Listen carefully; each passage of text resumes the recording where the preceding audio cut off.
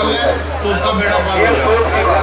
लेकिन मैं देखा ये चमासे में भांग हो जाएगी, सारे के सारे हमारे बच्चे जो भांग रहा है, स्कूल में जाते हैं पढ़ाई पर ध्यान नहीं देते हैं।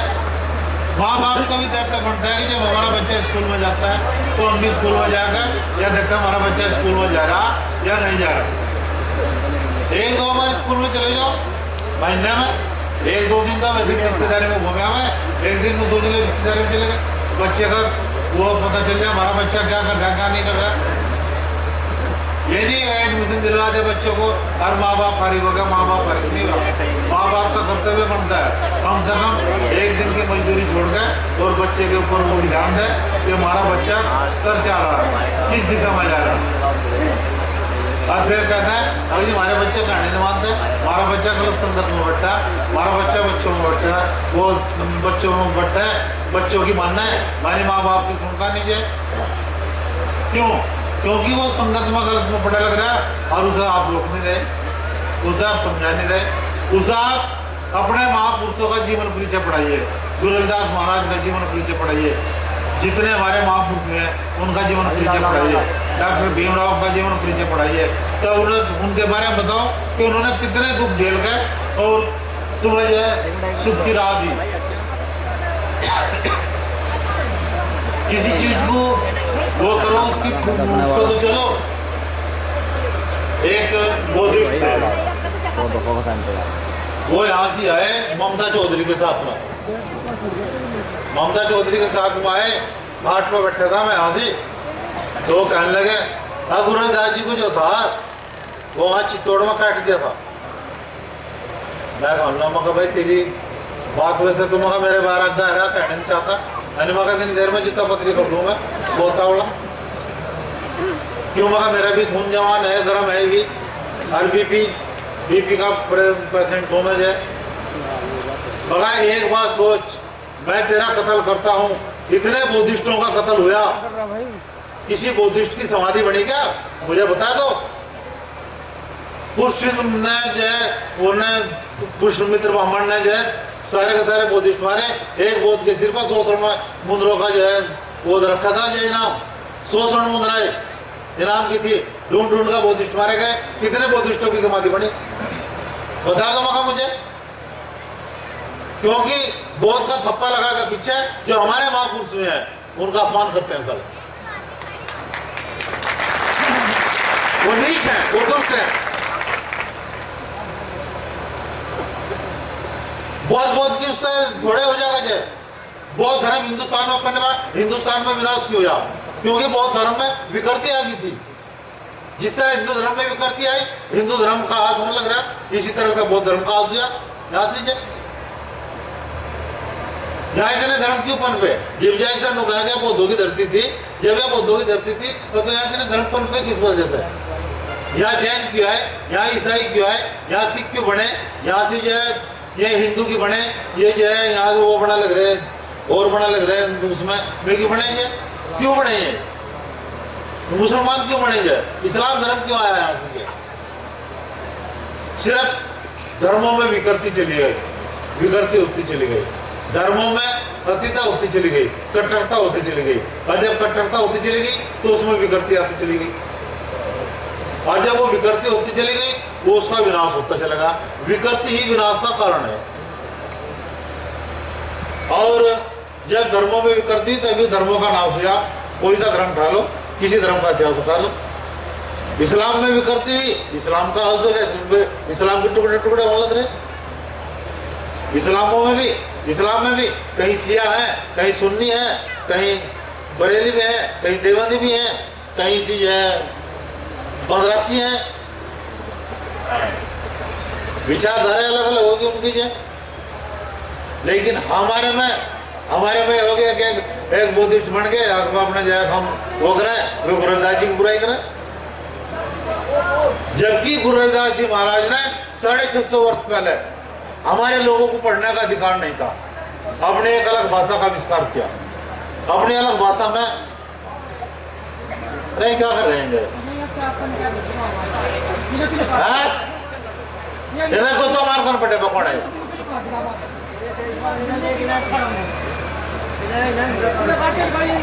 ये बस बोलो ये एक विकृति, धर्म की विकृति मानवता का विनाश का कारण होती है। धर्म मनुष्य के लिए नहीं है, यह मनुष्य धर्म के लिए बना है। धर्म धारणा का नाम है। आज मैं लाल कपड़े पहन लिए, कल को सफेद कपड़े पहन लिए।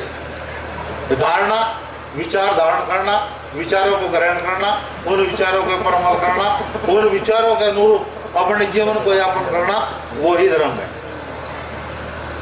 यदि आपने बौद्ध धर्म के विचार ग्रहण कर ले, बौद्ध धर्म के विचारों को सम्मिलित कर लिया, तो आप बौद्ध धर्म बौद्धिस्ट बन गए।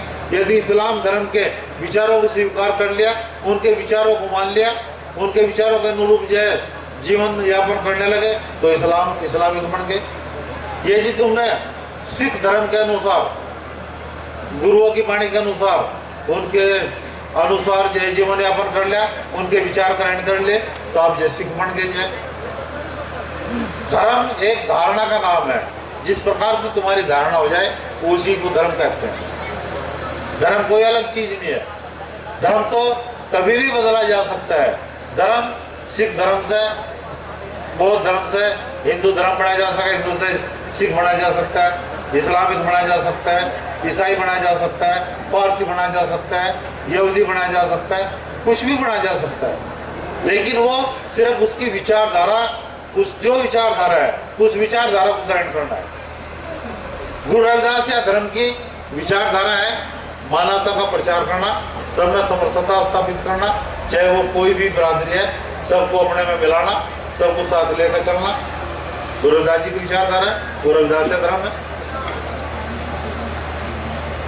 क्योंकि गुरु रविदास जी महाराज ने 650 वर्ष पहले शिक्षा का वो क्या था, जिसे हम गुरुमुखी भाषा बोलते हैं, पंजाबी भाषा बोलते हैं, इसका आविष्कार किया था। इन 35 अक्षरों का आविष्कार किया था और इन 35 अक्षरों का आविष्कार करके अपनी वाणी उसमें लिखी थी।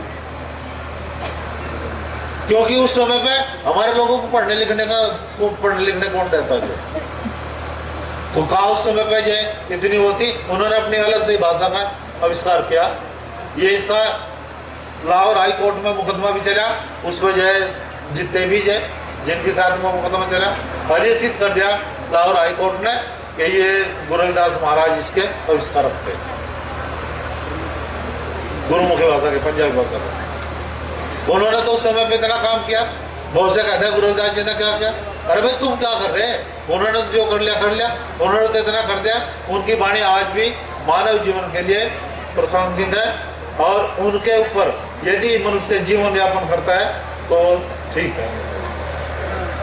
लेकिन हम तो किसी भी, हमारे बच्चे तो किसी भी उसमें नहीं करते। हमारे बच्चे तो भांग का जीवन यापन करें, भांग पीवेंगे, बीड़ी पीवेंगे, सुल्फा पीवेंगे, गांजा पीवेंगे, नशा करेंगे, दारू का, हर एक चीज का नशा करें। तो कौन से धर्म में हो गए ये? तो मंगेलची नशे में हो गए। कोई धर्म ही नहीं रहा, मंगेलची धर्म हो गया। जिठाल नशेड़ियों का कोई धर्म नहीं होता। दारू पीने वालों की मैंने देखी है एक जगह मीटिंग लग रही और वह बोतल जो है हमारी बिरादरी का लड़का ले रहा और एक ठाकुर और एक जाट बैठा वहां से, जो कह रहे कहना भाई जुत्ती में कर ले, जुत्ती में घेर लेते, जुत्ती में घेर के पी ले दारू को। भाई यहाँ भेदभाव नहीं है इसका, जो दारू का भेदभाव नहीं, अगर जितो पीटने का भेदभाव।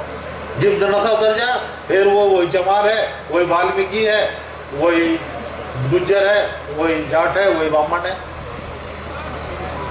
इसलिए क्योंकि जो नशा करता है, नशा करने के बाद में मनुष्य अपने आप को भूलने की कोशिश करता है, अपने आप को जानने की कोशिश नहीं करता। और जब मनुष्य अपने आप को भूलता है, ना तो परमात्मा को जान सकता, ना वो समाज को जान सकता, ना समाज के बारे में जान सके। क्योंकि जब वो नशा कर रहा, शराब पी रहा, हो क्या शास्त्र करता रहा। एक बार पुणे में ओशो का प्रवचन हो रहा था, तो वासी मैं भी गया हुआ था किसी साथी के पास में। वो कहला तो वो उससे जुड़ा हुआ था, ओशो से पहले तो उनका प्रवचन था। तो उसने कहा, कहने लगे जी एक चमार है, वो बहुत अच्छा प्रवचन कर रहा। ओशो ने कहा उनने पी रखी।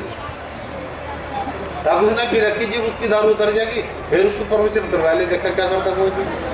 पता है हमारे लोग तो जाए, हमारे बच्चे तो जाए, पी का कराए, जो भी कराए जाए, गड़बड़ कराए, सारे के सारे जाए। 99% हमारे बच्चे जाए नशे के चक्कर में लग रहे जाए, छोड़ नहीं रहे बिल्कुल भी जाए। एक कभी भी भावुकता में ना बहो, भावनाओं में न बहो, उसके ऊपर सोच विचार करो, तुम्हें चलना क्या है, तुम्हें करना क्या है, उसका विवेक से, बुद्धि विवेक जो है उसका इस्तेमाल करो। ये नहीं कि भाई वो करो जो है। मैं कहता हूं तुम किसी के समर्थक बनो,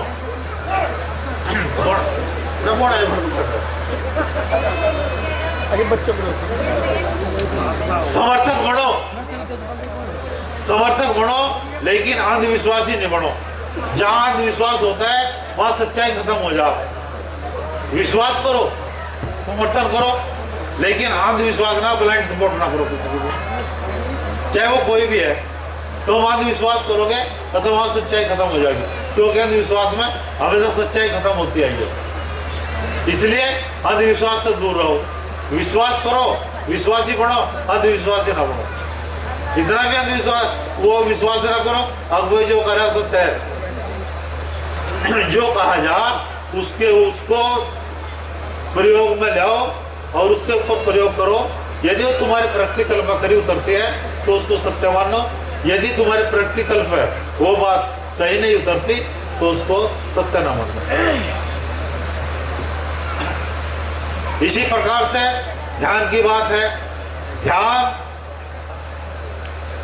ध्यान धारणा और समाधि, ध्यान की बात है। ध्यान के उससे जो है गुरुदास जी महाराज कहते हैं कि ध्यान में ही रहना चाहिए। ध्यान करो, उठा ध्यानम, बैठा ध्यानम, सोवा ध्यानम, जागा ध्यानम, हंसी व ध्यानम, खेली व ध्यानम, करी व ध्यानम, करी व ध्यानम। यानी कि ध्यान करो, ध्यान करो। लेकिन ध्यान के बारे में कोई नहीं पूछता, ध्यान के बारे में कोई जानना ही नहीं चाहता।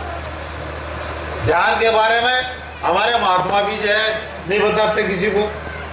महात्मा भी कहते हैं पहले बाणी गानी सीख ले, तुम्बा बजाना सीख ले, हड़ताल बजानी सीख ले, भाई यही ध्यान है अपना जाए। और काफी 2 रोटी खाने का ढंग हो गया अपना, और का भट्टे पता पंडा छूट जाएगा, मजदूरी करने का पंडा छूटेगा। मेरा कहने का मतलब ये है कि यदि तुम ध्यान नहीं करते, नानक देव जी ने कहा आप जपो औरों को जपावे, नानक मुक्ति सहज में पावे। यानी कि उस नाम को अपने आप जपता है, ध्यान खुद करता है और दूसरे से ध्यान कराता है, तो नानक देव जी कहते हैं उसकी मुक्ति सहज से हो जा। उसे कोई करने की जरूरत नहीं पड़ती, ना उसे तप करने की जरूरत पड़ती, ना उसे योग करने की जरूरत पड़ती, उसे कुछ भी करने की जरूरत नहीं पड़ती। अरे हमारे लोग करते क्या है, कुछ नहीं। महात्मा तो भी जाकर पूछेंगे, गाय की बात पूछेंगे, भैंस की बात पूछेंगे, वह खत्म हो जाएगी, फिर जाकत की बात पूछेंगे, फिर वो जाकत नहीं होता उसकी बात पूछेंगे, फिर दूसरे नंबर पे वो अपनी बात खत्म हुई, वो पड़ोसी मर जाना चाहिए, पड़ोसी दुखी है, पड़ोसी तो दुखी। फिर दूसरे इन्हें सपने दिखाए, उन सपनों तो दुखी। ये सपन जो दिखता है, ये सपन हमारी जो माइंड की थिंकिंग है, हमारे दिमाग की सोच है, उसके ऊपर जो है डिपेंड करता है, उसके ऊपर निर्भर करता है। हमारे दिमाग की सोच कैसी है, जैसे हमारे दिमाग की सोच है वैसे हमें सपने दिखते हैं। उन्हीं सपनों पर आधारित सपने हैं, तो वही सपने दिखते हैं। तो तुम सपने में जो है वो दिख के जो है दोनों कहेगा हमें सपने में दिखा, हमारा नुकसान हो गया और हमारा नुकसान हो गया। अरे तुम सपने में राजा बन जाओ, क्यों ठाली खंभा मजदूरी करते फिर रहो, और बेटी अपने आप को भी जो है वो परेशान, बच्चों को परेशान और सारों को परेशान रखो करते जाए, राजा बन जाओ सपने में। ऐसे विचार क्यों नहीं है तुम्हारे ऐसे विचार क्यों है? हमारा नुकसान हो लगा, हमें सपने में नुकसान दिखा, नुकसान हो गया हमारा। ये सोच ही तो है। एक वैज्ञानिक का नियम है, जो बात हमारे दिमाग में बार बार टकराती हो, जिस बात की बार बार आवृत्ति होती है, जो विचार हमारे दिमाग से बार बार टकराता है, हमारी सोच से बार बार टकराता है, अक्सर उसी प्रकार से हमें सपने दिखते हैं। और वो घटना, जिस घटना को हम बार बार सोचते हैं, वो घटना अक्सर हमारे जीवन में घटित हो जाती है। इसलिए सपनों पर कभी विश्वास न करो, स्वप्न होता है। सपने पर विश्वास ना करो, सपने पर ना वो देखो। इन्हें औरतों को तो ये दिख जा, ये पढ़ी लिखी भी, अगर ये ना कुतिया दिख गई तो लोग तो काली देवी बोला, काली देवी को कुतिया बनने को कहा क्या भाई। अगर ये ना कोई वो गोरा दिख जाए तो पेड़ा दिख गया, फिर थारा भला हो जाए। वो पेड़ा कहाँ था वो ईंटों का दमना बनाया था, क्या करा ईंट तमने धरी इसकी केड़े की जाए, बेतमीज से डर लग रहे। एक बार मेरा एक साथी था मेरठ में डॉक्टर, वो पति पत्नी डॉक्टर थे। वो मेरे से कह रहे, जब भी कह रहे अगर तू हमारे घर नहीं आता तो हमारे कमरे पर जाता, हमारे उसको आ जा निवास पे, और एक बार तो आ ही जा। तो मैं कहीं से आ रहा था, बस सोचा आज मेरठ भाई है तो मेरठ ठहर ले। पता पूछता उनके घर का चला गया, कोई बात नहीं। तो डॉक्टर की बात बता रहा, जो MBBS है उसकी बात बता रहा मैं। ये हमारी औरतें तो पढ़ लिखी भी बुरा बन जा। तो जैसे मैं वहां सुबह देखा तो उसमें एक चांदी की कटोरी सी में वो बना रखी थी, उसमें उन्होंने कपूर धरकर उन्होंने घुमारी काली भी देने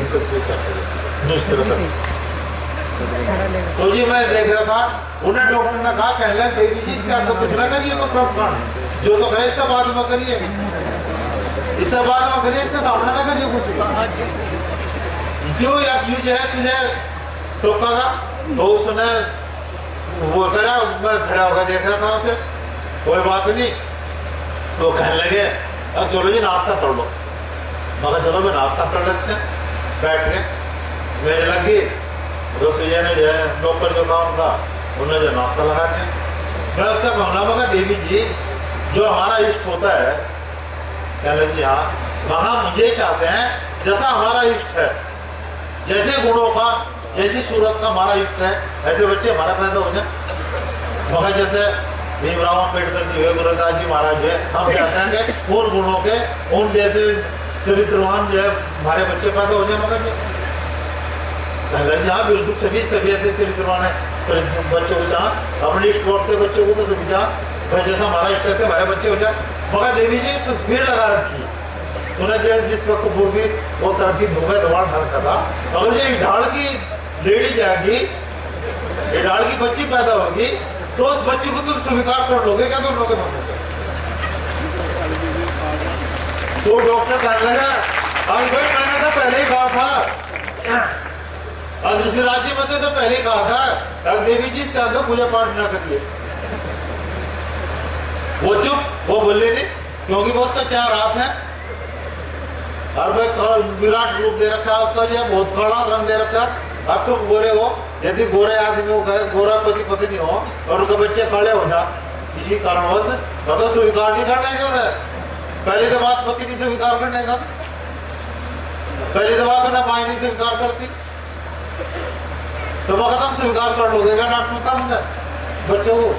वो डॉक्टर साहब मेरे से कहने लगे अभी मैं तो इन्हें पहले ही बना गया था भाई तुम जो इसके सामने ना पूजा पाठ करना। वो कहने लगे अच्छा जी हम इसे बंद कर देंगे। मगर एक बात बताओ, एक पत्थर का चूहा, उससे आप डरते हैं, घर में हमारे चूहा निकल जाए उसे हमारे बिना नहीं छोड़ते। पत्थर के सांप को पूछते हैं, और जंगल में या कहीं से रास्ते में सांप मिल जाए तो हमारे बिना नहीं छोड़ते। मारे कि नहीं मारे? यदि यही से सांप निकल जाए सारे मारेंगे उसे। लेकिन पत्थर के सांप पूछे उसे कुछ लग रहे। लोग कहा मूर्तिधर गंगा रचा पत्थर का जगदीश, और बोल दिए बोले नहीं खोटा विश्व उसे उसे हम अपने आप को डर रहे, उसे अपने आप को डर रहे, उसको जो अपने आप को डर रहे। सबसे बड़ी बात यह है एक तस्वीर हम बना रहे, हमारे बच्चे बनाते हैं तस्वीर जो है राजस्थान में हमारे बच्चे हैं, हमारी जो हमसे बिलोंग करते हैं वो बच्चे तस्वीर बनाते हैं देवी की भी भगवान की भी, और उसकी छाती पे बैठ कर बनाना है चप्पल पैरों पैरों। और जब वो मंदिर में धरे जाए तो हमारे बच्चों का हाथ लग जाए हो जा। ये विडंबना नहीं है और क्या है? ये अंधविश्वास नहीं है तो और क्या है? ये पाखंड नहीं है तो और क्या है? अरे भाई तुम्हें तस्वीर लगानी अपने महापुरुषों की, अपने इष्टों की तस्वीर लगाओ, अपने महापुरुषों की घर में तस्वीर लगाओ। ये आठ कुमार की तस्वीर अपने घर में ना रखो। भैया क्या देवी है? अरे सारे पास सारे घर की देवी तो संभालती नहीं, तब उधर बाहर की देवी क्या संभाल लोगे? जो घर में देवी है ना, तुम्हारी माँ हो चाहे पत्नी हो चाहे बहन हो, यदि घर में पत्नी बिगड़ गई ना तो घर का सत्यानाश कर दे। आधे जेल में जा, आधे जेल में जा। एक लड़की ने जहर खुद अपने आप को खा हुआ गई बार, पति भी जेल में, दूसरा भी जेल में, सासू भी जेल में, सारी जेल में, और ये अड़ोसी पड़ोसी भी जेल में, रिश्तेदार भी जेल में। तो भाई घर में शांति रखने के लिए अपनी घर की देवी को बना लो, जो साक्षात देवी है इसे मान लो।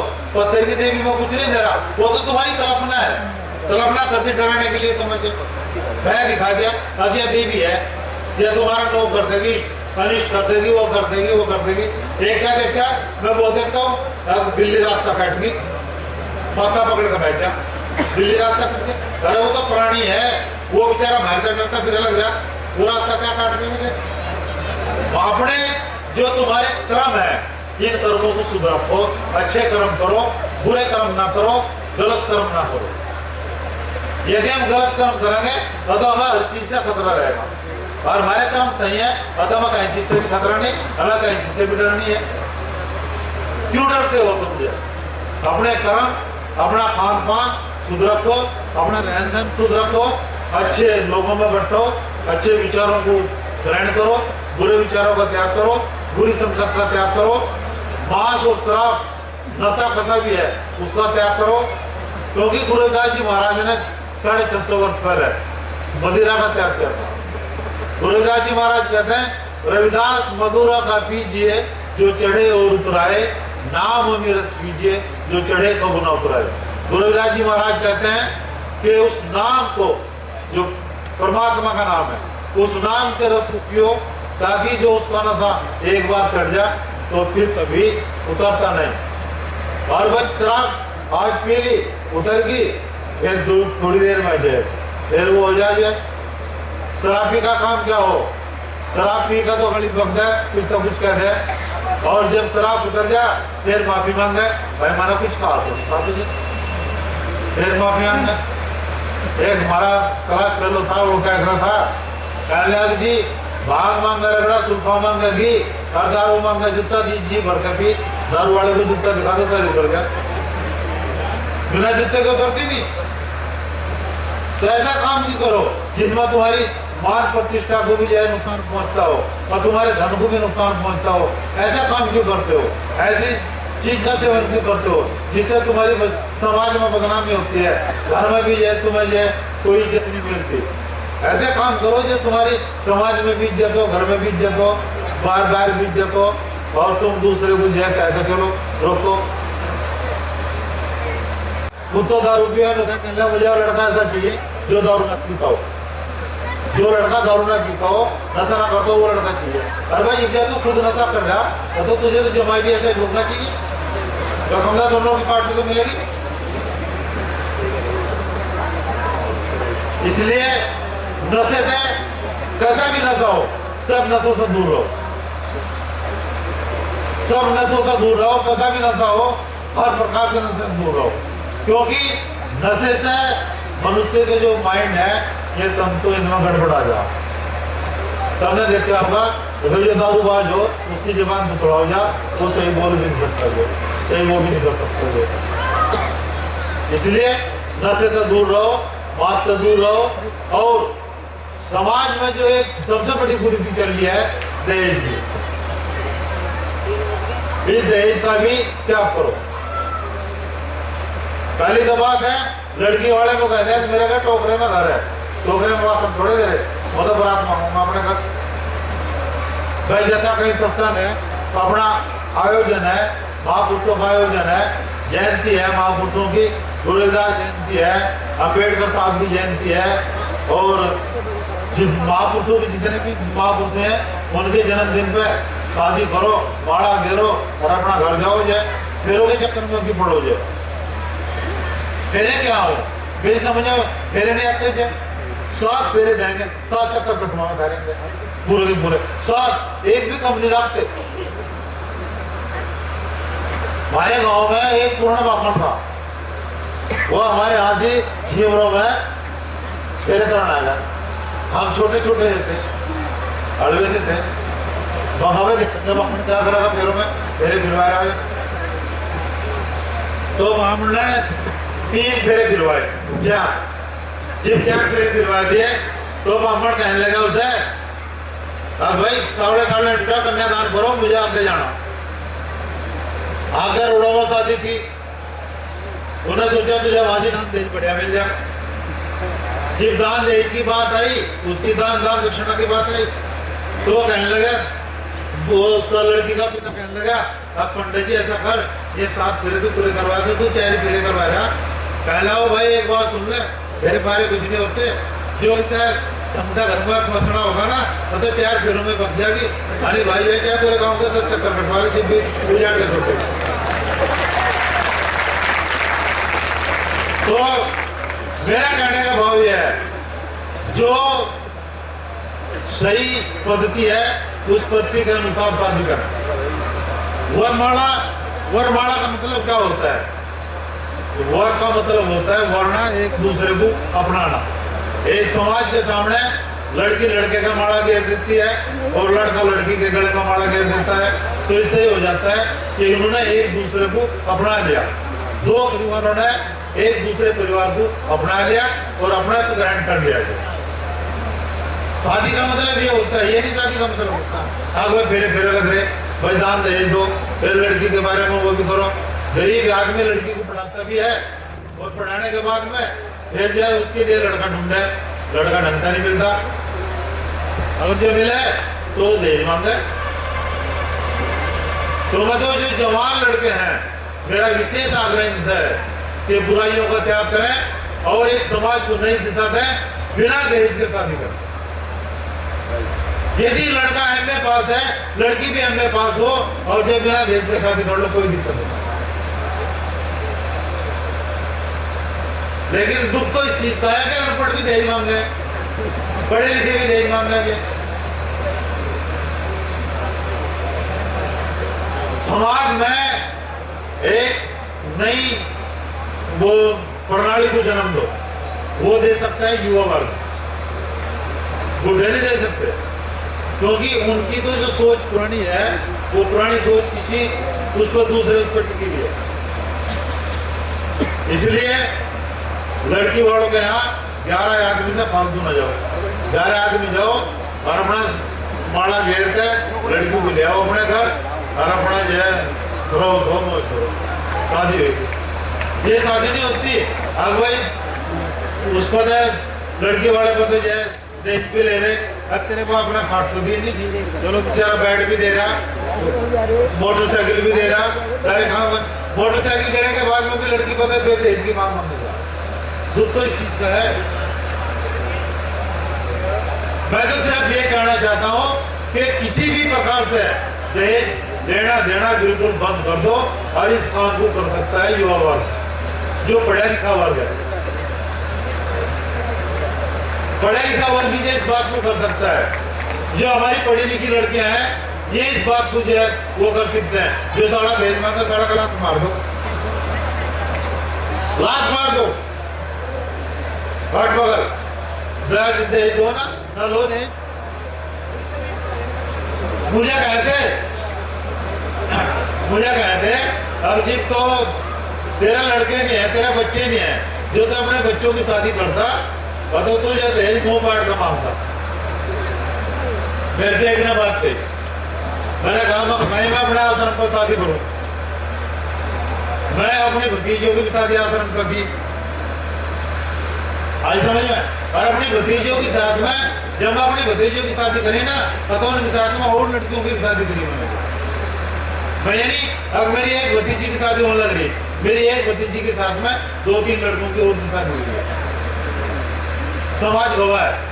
उस शादी मैंने अपने जन्मदिन पर की, ज्यादातर मैं अपने जन्मदिन पर शादी करता हूँ तो ये इसी वजह से करिए भाई, वो गरीब आदमी का कम से कम कुछ तो बचे। लड़के वाला चाहे कुल लाख, लड़की वाला चाहे कुल लाख गुजारा, लड़के वाला पाँव मटवाओगा और तुझे कुछ देगा जैसा खाओ जूरी वो गुजारा। लेकिन तो लड़के वाला ये सोच रहा तेरी मिलाई कर रहा चाहे ना पहले दे दियो 10 रुपये।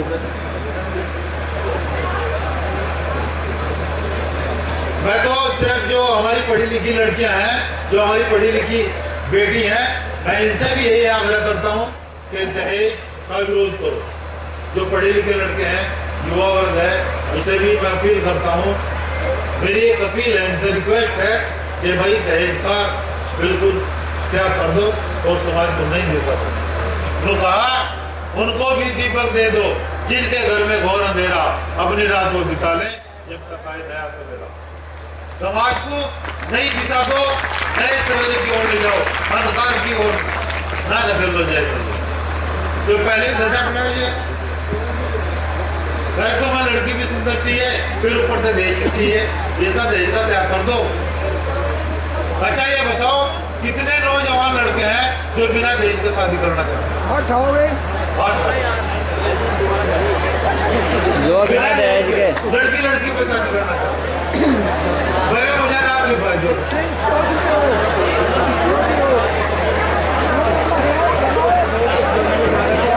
भाई जो बिना दहेज के शादी करेगा ना वो मुझे नाम लिखवा दो।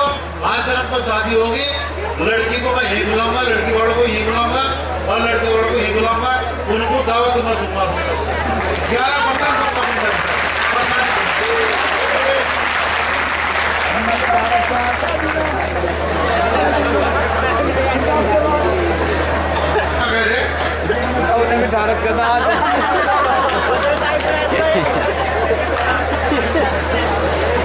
सदगुरु महाराज की प्यारी साथ संगत, हमारे समाज को चाहिए कि इन कुरीतियों का त्याग करें, चाहे वो नशे की कुरीति है, चाहे वो अंधविश्वास है। हर प्रकार के पापों से दूर रहो, अंधविश्वास से दूर रहो, क्योंकि मेरे विचार कुछ अलग है। मेरे विचार कुछ महात्माओं से भी नहीं मिलते। मैं तो सिर्फ ये कहना चाहता हूं कि समाज को नई दिशा दो। समाज हमारा है, हम समाज से हैं।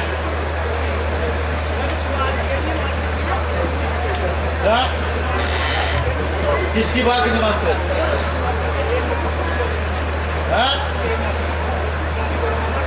तो दहेज मांगी, ये महात्मा बचोले बड़े क्यों मेरे समय उन्होंने था। ये महात्मा जो है, ये घर घर मांगने खाने वाले बचोले की बड़े जो है, ये शादी के उसमें बीच में क्यों बने? अरे जिसका शादी करवानी होगी वो अपने आप को संपर्क करेगा, अपने आप को कहेगा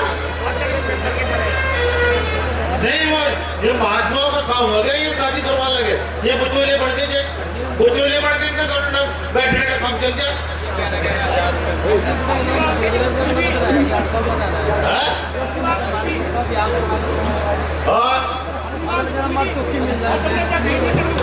क्या मिल जाएगा? चौका कुछ नहीं मिलता। बेकार अगला जन्म क्या देखा? अरे जन्म में तो तुम गलत काम कर रहे, अगला जन्म क्या देखा? मेरी बात सुनो, मैं इस जन्म में गलत काम कर रहा, मेरा अगला जन्म देखा था किसी ने? अरे मुझे को 10 करोड़ रुपए दे दो और अगले जन्म में ले लियो, मैं ब्याज के दे दूंगा।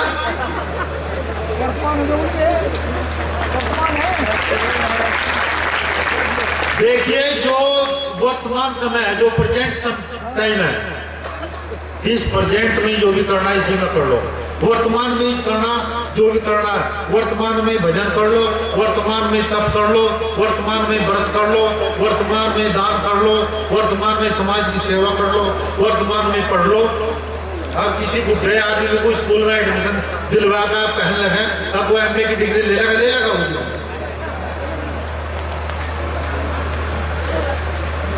इसलिए वर्तमान समय के अनुसार चलो और वर्तमान को बदलना।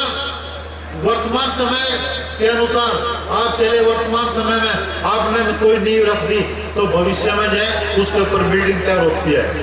आज तुम किसी मकान की नींव रख रहे तो उसके ऊपर बिल्डिंग तैयार होती है, उस नींव के ऊपर, उस फाउंडेशन के ऊपर।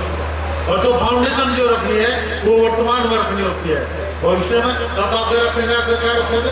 कल कुमार के दुआ घड़ी पलक की आस नहीं, करे काल के काज, और घोड़ी में उठा ले जो चित्तर को बाज। एक चित्तर था, अरे कभी बेचारा बैठा हुआ देख रहा था, और दो चित्तर जो है ये आड़ने होते हैं, जो पशु चरते हैं उनके गोबर के सूखे हुए उसे आड़ना बोलते हैं।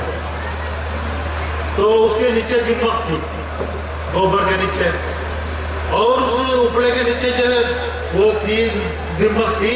तो वो तितर जो था वो दिमक चुप के और आरना के ऊपर मुद्दा मार के ये भावना ले ली और कल को आके फिर से जैसी छक जाएगा, तेरा पेट भर जाएगा, वो ऊपर से तितर बाज न जाए, निकल ले तितर हो जाए। तो एक बैठा है कभी कह रहा था, बढ़ रहा था, विद्वान पुरुष था कि घड़ी पलक की आस नहीं, तरह काल के काज, घोड़ी में उठा ले जाए जो तितर को बाज। भाई मृत्यु का पता कि कब आ जाए, कब ना आ जाए, कब हमें जाना पड़ जाए, कब ना जाना पड़ जाए, कब हमारी मौत आ जाए, कब बुलावा आ जाए, पता तो किसी को जाए, किसी को कोई पता नहीं है। इसलिए वर्तमान में कर लो जो भी करना चाहिए, वर्तमान को सुधार दो। वर्तमान को सुधार दोगे, वर्तमान में बच्चे का एडमिशन करवा दिया तो भविष्य में वो शिक्षित होगा। अरे यदि वर्तमान में हमने कब पढ़ाया नहीं बच्चे का एडमिशन नहीं करवा, हम कहना हमारा बच्चा ये डिग्री लेगा बच्चे से। यदि हम फाउंडेशन ना भरते मकान की तो उसके ऊपर बिल्डिंग थोड़ा तैयार हो जाती। उस समय के वर्तमान में करी, भविष्य में भी बिल्डिंग बनेगी जाए इस पे, और फिर भूतकाल होगा कि पहले नहीं रखी थी उसके ऊपर बिल्डिंग बन गई। वर्तमान समय के अनुसार वर्तमान को कंट्रोल करता है, वर्तमान पे चलता है, वर्तमान की स्थिति काबू में करता है। आप भूत भी बना सकते हैं अपना, भविष्य भी बना सकते हैं अपना, और वर्तमान को बन जाना है। इसलिए कभी भी ना तो जो बीत गया उसकी चिंता करो, आगे क्या होगा ना उसकी चिंता करो, वर्तमान की चिंता करो, वर्तमान में संभल जाओ, वर्तमान में संभल कर चलो। यदि आपने वर्तमान संभाल लिया तो ये सोचो कि आपने पूरा जीवन संभाल लिया। और यदि आपने वर्तमान नहीं संभाला, प्रेजेंट कल आपका जो है वैसे चलेगा, प्रेजेंट टेंस आपने जो टाइम जो है वैसे बिता दिया, तो ये समझो कि आपका भविष्य भी और भूत भी दोनों जो है सब समाप्त हो गया। इसलिए मैं समाज से आग्रह करता हूं कि वर्तमान के अनुसार चलो। ना तो मुझे एक दुख होता है कि हमारे एक एमए पास, एक पीएचडी होल्डर, एक वकील, एलएलबी, मैं उसे एलएलबी तक करता हूं, और एक अनपढ़ मांगने वाला गली गली में जब मांगता फिरता है और उसे कहने मेरे हाथ को देखे तो समझेगा तुम दो हाथ को, उसका का हाथ चलावे, तू कह मेरे हाथ को देखते क्या है मेरे हाथ में। यदि तुम तस्वीर बनाते हो तो तुम्हारी तस्वीर भी बनती है और तुम्हारे हाथों की लकीर भी बनती है। हाथ की लकीर बनाना जो तुम्हारा काम है, तस्वीर भी बनाना तुम्हारा काम है। वर्तमान में सही चलो, जब वर्तमान तुम्हारा सही होगा तो तुम्हारी तकदीर भी सही होगी और हाथों की लकीर भी सही होगी। बात भी कुछ नहीं है, बात नहीं होता। हिटलर, मैं एक कहानी पढ़ी थी, इंग्लिश में थी वो, तो हिटलर का एक वो चैप्टर था। हिटलर ने बचपन में काम क्या किया कि उसे हाथ दिखाया, भविष्यवक्ता को हाथ दिखाया। भविष्यवक्ता ने कहा कि तुम्हारे हाथ में शासक बनने की रेखा ही नहीं है, तुम सरकारी नौकर भी नहीं लग। उसने ब्लेड उठाया और हाथों में लकीर कर दी। कहने की तो पूरी होगी है। हिटलर की बात होता है और वो हिटलर हुआ कि पूरे विश्व में राज किया, पूरे विश्व जीत के शासक बना और सब सराहते होता है। तो इसलिए कर्म करना पड़ेगा, वर्तमान में ही कर्म करो तो अपने कर्म सही रखो, शुभ कर्म करो, अच्छे कर्म करो। जी तुम अच्छे कर्म करोगे तो तुम्हारे जो है अच्छे प्रतिफल मिलेगा, अच्छी तकदीर बनेगी, अच्छा ही कार्य होगा। और भाई अंधविश्वास में फंस के अंधविश्वास में जाकर बता दें। एक बार एक की शादी में चला गया मैं, जगपाल सिंह जी, मैं वो बचपन से ही है थोड़ा नास्तिक किस्म का। तो उसकी माँ ने उसे कहा अब भाई बेटे जी वहाँ काम के घोड़े जाओगा ना तो चरणों को हाथ जोड़ दिए और जी पेशाब करिए। तो काम के घोड़े गए, उन्होंने चरणों को हाथ जोड़े और जो है एक पेटी की ढोकी पेशाब करने लगा। मैं कहना भाई जो तेरा बड़ा ही घर बैठे होगा जी क्या करा तो पेशाब कर लिया भाई चढ़ लगो तो ना हाथ जोड़ दिए। ये इस प्रकार के अंधविश्वास में ना पड़ा, ये बेकार का अंधविश्वास है। यदि इन देवी देवताओं में कोई शक्ति होती और तो हमारा कल्याण कलिका कर देते, क्योंकि सबसे ज्यादा देवी देवता हम ही मानते हैं। सबसे ज्यादा देवियों की तस्वीर हमारे घरों में है, सबसे ज्यादा इन देवताओं की तस्वीर हमारे घरों में है। हमारा कलिका कल्याण हो जाता है। एक ड्रामा है, नाटक बना दिया, अभी फलाना देवता हो गया, ढीला देवता हो गया। अरे देवता तो तुम हो, तुम अच्छे कर्म करो तुम देवता हो, तुम्हारे बुरे कर्म हो गए तुम ही जाए राक्षस हो जाओगे। देवता थे कहा, गुरुदास महाराज ने कहा अब उस परमात्मा के नाम का के ये देवी देवता कुछ नहीं है, सारे के सारे बेकार बताए गुरुदास महाराज ने। जो कहा संध्या की संतरिदाता 5 तत्व हुए एक प्रकार था, पृथ्वी वायु तेज पानी पंचमकाश देव पहचान। इन 5 तत्व रहता है नारा देखो सुनतो पाठ हुआ जो इन 5 तत्वों से अलग इस 5 तत्वों को स्फुरण देता है, 5 तत्वों को प्रवेशन देता है, आगे बढ़ाता है। जो इन 5 तत्व से न्यारा है उसे पाठ के द्वारा अर्थात उसे ध्यान के द्वारा योग के द्वारा देखा जा सकता है। देखो सुनतो पाठ द्वारा गगन मंडल के उठाना संतपुर देखो दर्जाना। क्या कहा कि कोट ब्रह्मजा कथा बखाना। इस संसार में करोड़ों ब्राह्मण हो गए, करोड़ों ब्राह्मण हो गए जो परमात्मा की कथा झूठी कथा बाज कर चले गए। कोट विष्णु भगवान हर विष्णु भगवान को तो गिनते नहीं, पता नहीं कितने क्या करोड़ विष्णु भगवान हो भाई पीछे को न हो यार, कैमरा गिर जाएगा। अरे तुम सत्य में हो, सच बोलते हो, सत्य का साथ देते हो और सत्य में रहते हो तो तुम ही भगवान हो, तुम ही देवता हो।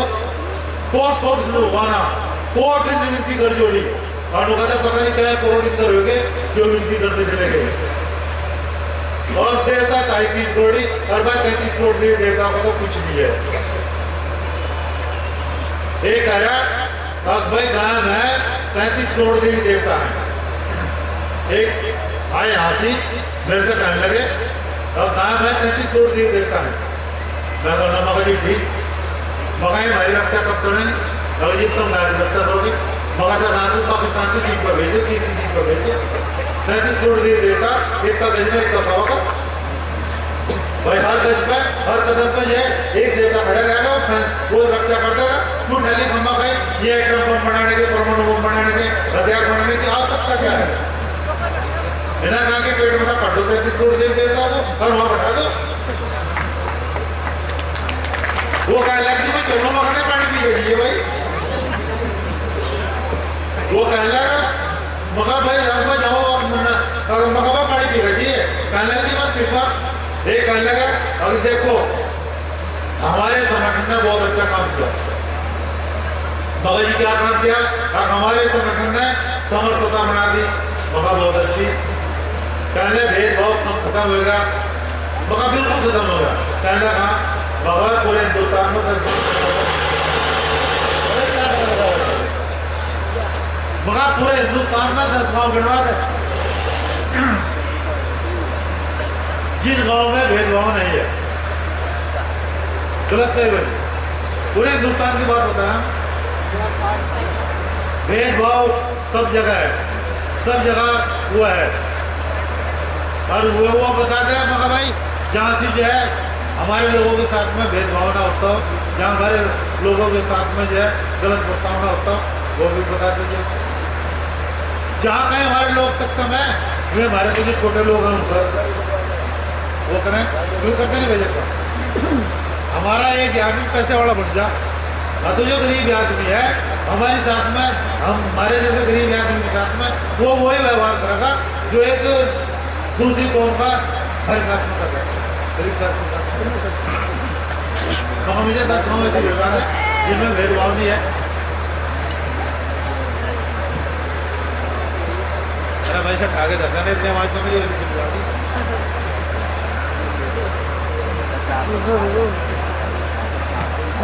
और जब तुम जो है ये भेदभाव खत्म कैसे होगा, ये भेदभाव खत्म करना है तो सबसे पहले तुम्हें शिक्षित बनना है, शिक्षा ग्रहण करनी है और अपने बच्चों को शिक्षित करना है। यदि हमारा बच्चा पढ़ लिख कर कहीं पुलिस में भी भर्ती हो गया ना तो भी दूसरी लोग बाग जो तो भी उसका नमस्कार करें, भले चाहे उसका कुछ भी हो। तो मैं तो सिर्फ ये कहना चाहता हूँ कि अपने बच्चों को शिक्षित करो और ज़्यादा से ज़्यादा पढ़ाने की कोशिश करो। अपने खाने में कमी कर लो, कपड़े पहनने में कमी कर लो, लेकिन बच्चे को पढ़ाने में कमी ना करो। बच्चों को जैसे भी शिक्षा दी जाए तो बच्चों को पढ़ो। ऐसे नहीं है कि स्कूल में एडमिशन दिलवा दिया, उस बच्चे की केयर भी करो। जिस प्रकार से हम एक पौधा लगाते हैं और उस पौधे की देखभाल करते हैं, कहीं से पशु ना चढ़ रहे, कहीं से जो है जो वैसे टूट ना जाए, कोई से तोड़ ना दे, उसी प्रकार से